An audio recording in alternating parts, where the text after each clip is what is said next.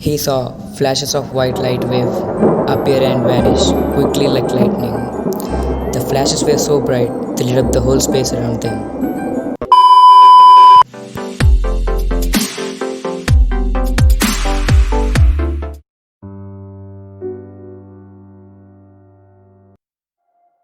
The airplane was a Beechcraft Bonanza single-engine aircraft.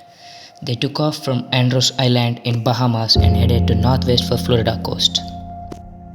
If we draw a line connecting island of Bermuda, Puerto Rico, Miami and back to Bermuda Island, it forms a Bermuda Triangle. Yes, a sinister polygon known for mysteriously swallowing over 2,000 ships and 200 aircrafts.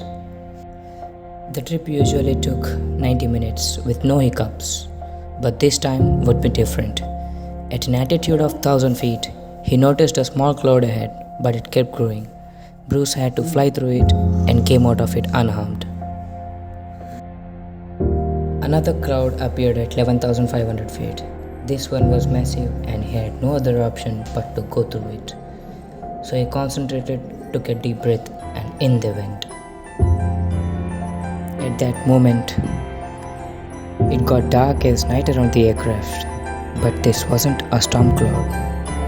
He saw flashes of white light wave appear and vanish quick like lightning. The flashes were so bright, it lit up the whole space around them. The walls kept narrowing like a vortex. Bruce was running out of time. The next 20 seconds were most intense of his life.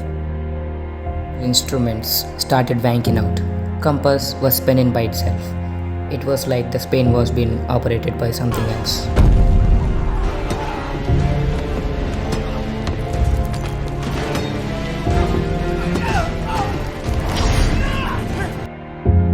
Bruce kept flying for another 30 minutes. Bruce thought he could never get out of the trap. He kept on going. The walls kept narrowing like a vortex.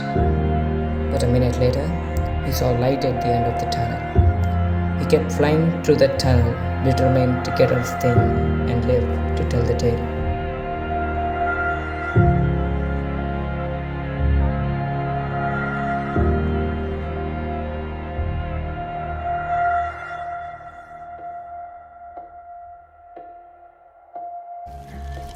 Dead men tell no tales.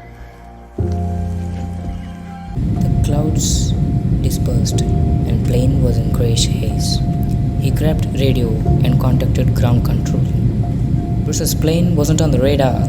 The dispatcher said the aircraft was already in Miami space. He was shocked. It just couldn't be true. The distance Beechcraft was supposed to cover was 250 miles. The whole trip took around 90 minutes. But this time, it just took 47 minutes. What? Time travel! What?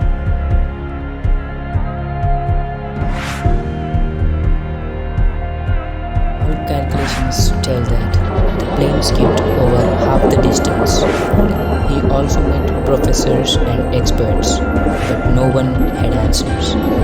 So he came up with his own theory. He even wrote a book about it, The Plane Through Electric Fog. Bruce thought it all came down to this electric fog with white flashes. Others theorize dark energy was responsible for this. Dark energy is just a theory attempting to explain the unexplainable. This energy could have occurred time-space, like a black hole forming a strange tunnel.